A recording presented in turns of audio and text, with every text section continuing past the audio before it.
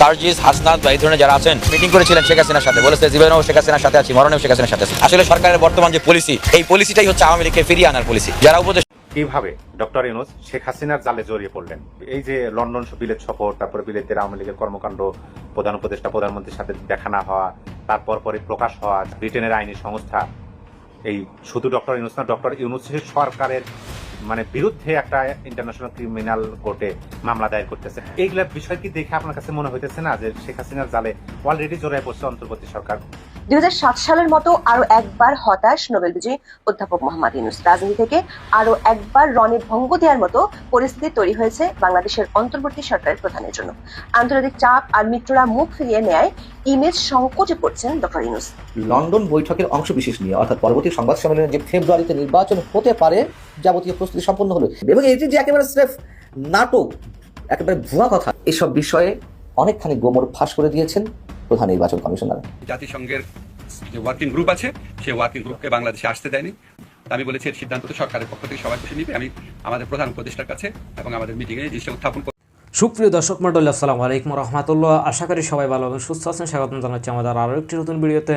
সুপ্রিয় দর্শক মণ্ডলী, ভিডিওর থাম্বনেল, টাইটেল ও ভিডিওর কিছু অংশ বিশেষ দেখে আপনারা ইতিমধ্যে ধারণা করতে পেরেছেন আজকের ভিডিওটি কতটা গুরুত্বপূর্ণ। সুপ্রিয় দর্শক মণ্ডলী, বর্তমান রাজনীতি আলোচনার প্রেক্ষাপটে বেশ কয়েকটি গুরুত্বপূর্ণ ভিডিও নিয়ে আপনাদের সামনে হাজির হয়েছি। সুপ্রিয় দর্শক, আসুন আমরা সেই সম্পূর্ণ বিস্তারিত ভিডিওটা দেখে আসি। তার আগে আপনাদের প্রতি ছোট্ট একটা রিকোয়েস্ট, যারা আমার চ্যানেল নতুন, চ্যানেলটি সাবস্ক্রাইব করে লাইক কমেন্ট শেয়ার করে সাথেই থাকুন। ইতিমধ্যে যারা চ্যানেলটি সাবস্ক্রাইব করেছেন আপনাদেরকে অসংখ্য ধন্যবাদ। আসুন আমরা তাহলে সেই বিস্তারিত আলোচনাটা দেখে আসি। ডক্টর ইউনূস শেখ হাসিনার জালে জড়িয়ে পড়লেন। আমরা এই বিষয়টা সবাই জানি যে ব্রিটেনের একটি বিখ্যাত আইন সংস্থা ডাউটি স্ট্রিট চেম্বার্স মানবতা বিরোধী অপরাধের দায়ে মোহাম্মদ ইউনূসের এই অন্তর্বর্তী সরকারের বিরুদ্ধে আইসিসিতে অর্থাৎ ইন্টারন্যাশনাল ক্রিমিনাল কোর্টে মামলার প্রস্তুতি নিচ্ছে।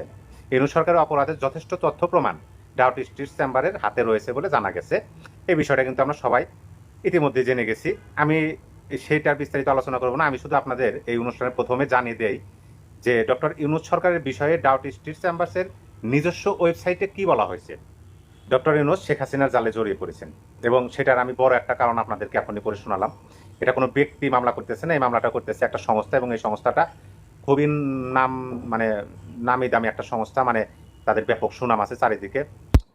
ডাউটি স্ট্রিট চেম্বার এটা ব্রিটেন অর্থাৎ যুক্তরাজ্য, যে কদিন আগে লন্ডনে যে প্রধান উপদেষ্টা ছিলেন সেই দেশেরই একটা আইনি সংস্থা। এটা কোনো কোনো স্বেচ্ছাসেবী সংস্থা না, এটা আইনি, বিশ্বের বড় বড় আইনজীবীরা সম্মিলিত হয়ে একটা আইনি সংস্থা করছেন, যা বিশ্বের বিভিন্ন দেশে বা বিশ্বের বিভিন্ন অঞ্চলে বড় বড় মানবতা বিরোধী যে কর্মকাণ্ড সংগঠিত হয় সেইগুলার তারা ইন্টারন্যাশনাল ক্রিমিনাল কোর্টে এগুলা তুলে ধরেন, এবং তাদের হারের সংখ্যা খুবই কম। এবং তারা যে শুধু টাকা পয়সার বিনিময়ে বা অন্য কোনো সম্পর্কের বিনিময়ে করে তা না, তারা যথাযথ প্রমাণ না পাইলে কোনো কিছু হাতে নেয় না। যেহেতু তারা এটা হাতে নিচ্ছে, তার যথাযথ প্রমাণ আছে, এবং সেটা আমরাও দেখতেছি যে তাদের যে তারা পাঁচটা বিষয় তুলে ধরছে। একটা হচ্ছে হত্যা, 2 নম্বরে মিথ্যা ফৌজদারি অভিযোগের নির্বিচারে কারাদণ্ড, বিশেষ করে সাংবাদিকদের, 3 নম্বরে অবাধ গণহত্যা, এবং 4 নম্বরে ধর্মীয় সংসদের প্রচলন। সেটা বাংলাদেশে একেবারে যে মিথ্যা তা নয়। আচ্ছা, যাই হোক, সেটা আপনারা বুঝতে পারছেন। এখন আসেন আমার আলোচনায় যে কিভাবে জড়িয়ে গেলেন। এটাও একটা জড়ানোর কারণ। আর একটা হলো যে তিনি যখনই ব্রিটেনে যাবেন তার ঠিক আগ মুহূর্তেই 3 তারিখে 3 জুলাই বা 4 জুন শেখ হাসিনার ভাগ্নি তিলিপ সিদ্দিকী প্রধান উপদেষ্টা ডক্টর মোহাম্মদ ইউনূসকে একটা চিঠি দিলেন, এবং সেই চিঠিটা সারা বিশ্বব্যাপী প্রচার হলো। হুবহুব চিঠিটা আমি আপনাদেরকে পড়ে শোনাইছি বাংলা অনুবাদ করে।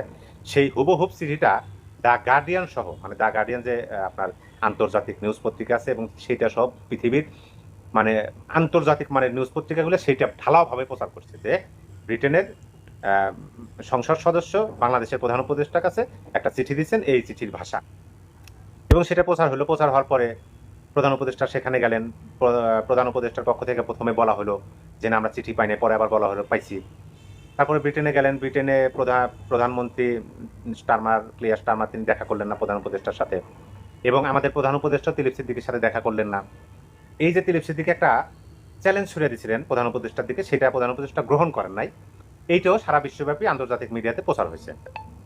এবং এইটা প্রচার হওয়ার পরিপ্রেক্ষিতে আবার অন্যদিকে দেখেন যে লন্ডনের যে আওয়ামী লীগ যে কর্মকাণ্ডগুলো করলো, জনাব শফিকুল আলমের ভাষায় যে ঘেউ ঘেউ লীগ বা ঘেউ ঘেউ পার্টি, তারা কি করছে? তারা মিছিল করছে, বিক্ষোভ করছে, অবস্থান কর্মসূচি করছে, ডাস্টবিন পরিবেশন করছেন। তারপরে তারা ডিজিটাল সাইনবোর্ডে বর্তমান অন্তর্বর্তী সরকারের প্রধান উপদেষ্টা তার ছবি, আমাদের পার্শ্ববর্তী রাষ্ট্র মিয়ানমারের নোবেল জয়ী একজন প্রধানমন্ত্রী ছিলেন অং সান সু চি, তার ছবি, তাদেরকে দিয়ে তারা যে কর্মকাণ্ড করছে বিভিন্নভাবে তারা প্রচার করছেন, সেটাও বিশ্বের আন্তর্জাতিক গণমাধ্যমে ব্যাপকভাবে প্রচার হয়েছে এবং সেটা কি বলে গ্রহণযোগ্যতাও পাইছে অনেকাংশে। আর তার চেয়ে বড় বিষয় হলো যে ব্রিটেনের প্রধানমন্ত্রী কিয়ার স্টারমারকে ব্রিটেনের সাধারণ জনগণ অনুরোধ করছে যে আপনি বাংলাদেশের প্রধান উপদেষ্টার সাথে সাক্ষাৎ করেন না, কারণ তার বিরুদ্ধে অনেক মামলা আছে। তিনি ক্ষমতা নেওয়ার পরে মানে অনেকগুলো অভিযোগ আছে, তিনি ক্ষমতা নেওয়ার পরে বাংলাদেশে অনেকগুলো ঘটনা ঘটছে, তিনি কোনো পদক্ষেপ নেয়নি বা তার প্রত্যক্ষ বা পরোক্ষভাবে মদতে এই কাজগুলো হয়েছে। আপনার মানে মোট কথা এই যে সাধারণ জনগণের রিকোয়েস্টে প্রধানমন্ত্রী কিয়ার স্টারমার কিন্তু প্রধান উপদেষ্টার সাথে বৈঠক করলেন না। এই যে সমস্ত বিষয়, এই যে লন্ডন বিলেত সফর, তারপরে বিলেতের আওয়ামী লীগের কর্মকাণ্ড, প্রধান উপদেষ্টা প্রধানমন্ত্রীর সাথে দেখা না হওয়া, তারপর পরে প্রকাশ হওয়া যে যে একটা ব্রিটেনের আইনি সংস্থা এই শুধু ডক্টর ইউনূস না, ডক্টর ইউনূসের সরকারের মানে বিরুদ্ধে একটা ইন্টারন্যাশনাল ক্রিমিনাল কোর্টে মামলা দায়ের করতেছেন। মানে সকল প্রস্তুতি শেষ, এখন শুধু তাদের কাছে যে ডকুমেন্ট আছে সেগুলা পরিবেশনের মাধ্যমে ইন্টারন্যাশনাল ক্রিমিনাল কোর্টে মামলা দায়ের করবেন। এইগুলা বিষয় কি দেখে আপনার কাছে মনে হইতেছে না যে শেখ হাসিনার জালে অলরেডি জড়ায় পড়ছে অন্তর্বর্তী 2007 সালের মতো আরো একবার হতাশ নোবেল বিজয়ী অধ্যাপক মোহাম্মদ ইউনূস। রাজনীতি থেকে আরো একবার রণে ভঙ্গ দেওয়ার মতো পরিস্থিতি তৈরি হয়েছে বাংলাদেশের অন্তর্বর্তী সরকারের প্রধানের জন্য। আন্তর্জাতিক চাপ আর মিত্ররা মুখ ফিরিয়ে নেয় ইমেজ সংকটে পড়ছেন ডক্টর ইউনূস। এদিকে মানবতা বিরোধী অপরাধের অভিযোগ এনে কমপক্ষে 2টি বিদেশি প্রতিষ্ঠান আন্তর্জাতিক অপরাধ আদালত বা আইসিসিতে ডক্টর ইউনূসের বিরুদ্ধে পিটিশন দায়ের করতে যাচ্ছে। আন্তর্জাতিকভাবে একাধিক আইনি জটিলতায় পড়ার আশঙ্কা দেখা দিয়েছে। আবার সেফ এক্সিটের জন্য লন্ডন বৈঠকে যে পথ বের করা হলো তাতে রাজি নয় দেশীয় মিত্ররা। মধ্যে সব মিলিয়ে নিজের রাজনৈতিক ক্যারিয়ারের দ্বিতীয় ইনিংস গুটিয়ে নেওয়ার ব্যবস্থাটা জটিল হয়ে পড়ছে অধ্যাপক ইউনূসের জন্য। বিস্তারিত জানতে আপনাদের সামনে হাজির করব কিভাবে 1/11 সময় কিভাবে তার মিত্ররা সরে গেলে তিনি হতাশ হয়ে পড়েছিলেন। 2007 সালের 3রা মে বাংলাদেশের মানুষের উদ্দেশ্যে ডক্টর মোহাম্মদ ইউনূস একটি খোলা চিঠি লিখেছিলেন। সেই চিঠির একটি লাইন ছিল এরকম: যাদের সঙ্গে পেলে জনগণের সামনে একটি সবল ও উজ্জ্বল বিকল্প রাখা সম্ভব হতো, তাদের আমি সঙ্গে পাচ্ছি না। নোবেল পাওয়ার 5 মাসের মধ্যে তিনি রাজনৈতিক ক্যারিয়ার শুরুর যে তৎপরতা দেখিয়েছিলেন সেটি শেষ করে দিয়েছিলেন এই চিঠির মাধ্যমে। 2007 সালের 11 ও 22 ফেব্রুয়ারি 2 দফা দেশের মানুষের কাছে খোলা চিঠি দিয়ে বলেছিলেন তিনি রাজনৈতিক দল করতে যাচ্ছেন যার নাম নাগরিক শক্তি। ওই বছরের 3রা মে আরেকটি চিঠিতে রাজনীতির প্রথম ইনিংসের সার্জিস, হাসনাত বা এই ধরনের যারা আছেন মিটিং করেছিলেন শেখ হাসিনার সাথে, বলেছে জীবনেও শেখ হাসিনার সাথে আছি, মরণেও শেখ হাসিনার সাথে আছি। আসলে সরকারের বর্তমান যে পলিসি, এই পলিসিটাই হচ্ছে আওয়ামী লীগকে ফিরিয়ে আনার পলিসি। যারা উপদেষ্টা মণ্ডলীতে আছেন এই আন্দোলনের সময় তাদের কতজন আন্দোলনের নেতৃত্ব দিয়েছিলেন, আমাকে এই প্রশ্নের উত্তর দিবেন। তো যারা রাজপথে আন্দোলন করেছে, লড়াই করেছে, সংগ্রাম করেছে, বিপ্লব করেছে, সবার তো ভাই ভিভিআইপি গাড়ি নাই।